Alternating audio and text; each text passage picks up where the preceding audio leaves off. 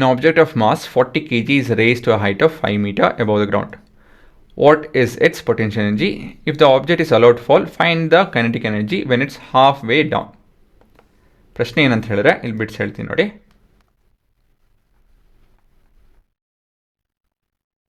ಇದು ನಮ್ಮ ನೆಲ, ಸರಿನಾ? ಒಂದು ಎತ್ತರದಲ್ಲಿ ಏನಿದೆ, ಒಂದು ವಸ್ತು ಇದೆ. ಇದರ ತೂಕ ಬಂದು ಎಷ್ಟಿದೆ?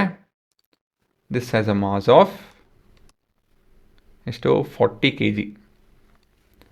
ಮತ್ತು ಇದರ ಇನಿಷಿಯಲ್ ವೆಲಾಸಿಟಿ ಬಂದು 0 ಅಲ್ವಾ, ಮೀಟರ್ ಪರ್ ಸೆಕೆಂಡ್. ಅದು ಬಿಟ್ಟರೆ ಇದು ಎತ್ತರ, ಈ ಪಾಯಿಂಟಿಂದ ಈ ಪಾಯಿಂಟಿಗೆ ಎತ್ತರ ಬಂದು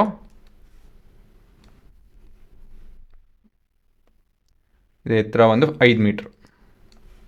ಅದು ಬಿಟ್ಟರೆ ಆಕ್ಸಲರೇಷನ್ ಡ್ಯೂ ಟು ಗ್ರಾವಿಟಿ ಬಂದು 10 ಮೀಟರ್ ಪರ್ ಸೆಕೆಂಡ್ ಸ್ಕ್ವೇರ್. ಅದಾಯಿತು ಅಂದಮೇಲೆ ಇನ್ನೇನಿದೆ? ಅಷ್ಟೇ. ಮಿಡ್ ವೇ ಅಂತ ಹೇಳಿದ್ರೆ ಮಧ್ಯದಲ್ಲಿ ಅಲ್ವಾ. ಬಿಟ್ಟಾಗ ಏನಾಗುತ್ತೆ? ಜೋರು ಹೋಗಿ ಶುರು ಆಗುತ್ತೆ. ಇದರಿಂದ ಏನಾಗುತ್ತೆ? ವೆಲಾಸಿಟಿ ಹೆಚ್ಚಾಗುತ್ತೆ ಅಲ್ವಾ. ಆ ವೆಲಾಸಿಟಿ ವ್ಯಾಲ್ಯೂ ಏನು ಅಂತ ಹೇಳಿ ಕೇಳ್ತಾರೆ. ಸೊ ಇದರ ಹೈಟ್ ಎಷ್ಟು ಬರುತ್ತಿದೆ ಹುಡುಗರ ತಿರ್ಗಾ? So this will B at a height of ಎಷ್ಟು? 5/2 ಮೀಟರ್ ಅಲ್ವಾ. ಮಿಡ್ ವೇ ತಾನೆ, ಅರ್ಧ ದಾರಿ ಬಂದಿದೆ ಅಂತ ಹೇಳಿದ್ರೆ ಅರ್ಧ ಮಾಡ್ಕೊಬೇಕು, ಸರಿ ತಾನೆ? ಇದೇ ನಿಮ್ಮ given. So G is equal to that. ಇವಾಗ ನಿಮ್ಮ ವರ್ಕಿಂಗ್. ಹಾಂ, ಸೊ ಮೊದಲನೇ ಕೇಸು ಅಟ್ ಟಾಪ್, ಮೇಲೆ ಪೂರ ಮೇಲೆ ಪೊಟೆನ್ಷಿಯಲ್ ಎನರ್ಜಿ ಏನಿರುತ್ತೆ? ಫಾರ್ಮುಲಾ ಬಂದು mgh. ಇಲ್ಲಿ ಎಸ್ ಫಿಕ್ಸ್ಡು, ಜಿ ಫಿಕ್ಸ್ಡು, ಹೆಚ್ಚು ಬರ್ದಿದ್ದೀವಿ ಅಂತ ಹೇಳಿದ್ರೆ 40 × 10 × ಹೈಟ್ ಆಫ್ 5. ಸೊ 20 1 2000 ಜೌಲ್, ಸರಿನಾ? ಮತ್ತು ಮುಂದಿನ ಕಲರ್ ಹುಡುಕ್ತಾ ಇದ್ದೀನಿ. ಹಾಂ, ಮುಂದಿನ ಕೇಸು, ಲಾಸ್ಟ್ ಕೇಸು ಮಿಡ್ವೇ. ಮಿಡ್ವೇ ಅಂತ ಹೇಳಿದ್ರೆ ಮಧ್ಯ ಅಲ್ವಾ.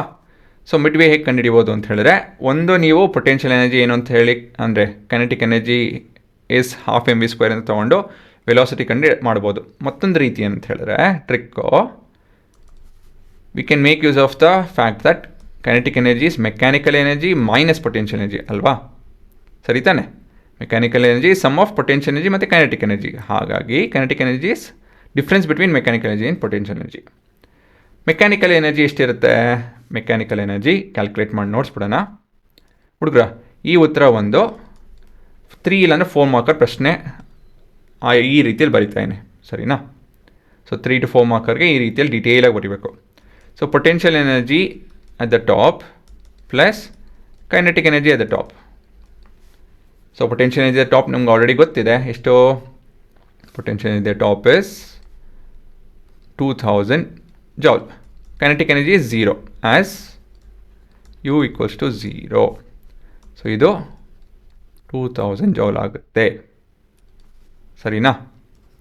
ಮತ್ತು ನಿಮ್ಮ potential energy in midway, potential energy at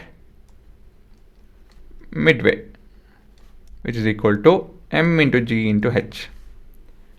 ಆಯಿತಾ? ಹೆಚ್ ಎಷ್ಟಿದೆ ಹುಡುಗರ ಇಲ್ಲಿ? ಮಿಡ್ವೇ ಅಂತ ಹೇಳಿದ್ರೆ ಅರ್ಧ ದಾರಿ ಅಂತ ಹೇಳಿದ್ರೆ h is equal to 5/2 meter ಅಲ್ವಾ. So this will be equal to 10 × 10 × 10 ಅಲ್ಲ 40 × 10 × 5/2. ಸೊ ಇಲ್ಲಿ ಏನೇನು ಕಟ್ಟಾಗುತ್ತೆ? ಇಲ್ಲಿ 5 1s 5 20s. So 20 10 2 0 so many joule. ಇದೆ ನಿಮ್ಮ ಪೊಟೆನ್ಷಿಯಲ್ ಎನರ್ಜಿ ಮಿಡ್ವೇ. ಸೊ ಇವಾಗ ಕೈನೆಟಿಕ್ ಎನರ್ಜಿ ವ್ಯಾಲ್ಯೂ ಹೇಗೆ ಕಂಡುಹಿಡಿಬೋದು ನಾವು? Mechanical energy midway minus potential energy midway. Mechanical energy midway ಏನಾಗಿರುತ್ತೆ? ಮೆಕ್ಯಾನಿಕಲ್ ಎನರ್ಜಿ ಮಿಡ್ವೇ ಇಷ್ಟೇ ವ್ಯಾಲ್ಯೂ ಇರುತ್ತೆ, because it is fixed, right, as it is constant.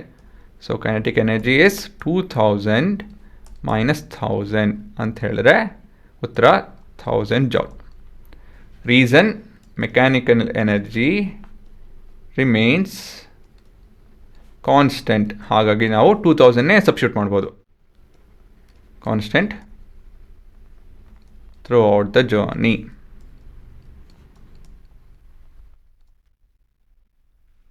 ಸರಿನಾ? ಸೊ ಒಂದು summarise ಮಾಡೋಣ. potential energy at top is 2000 joule, while your kinetic energy midway is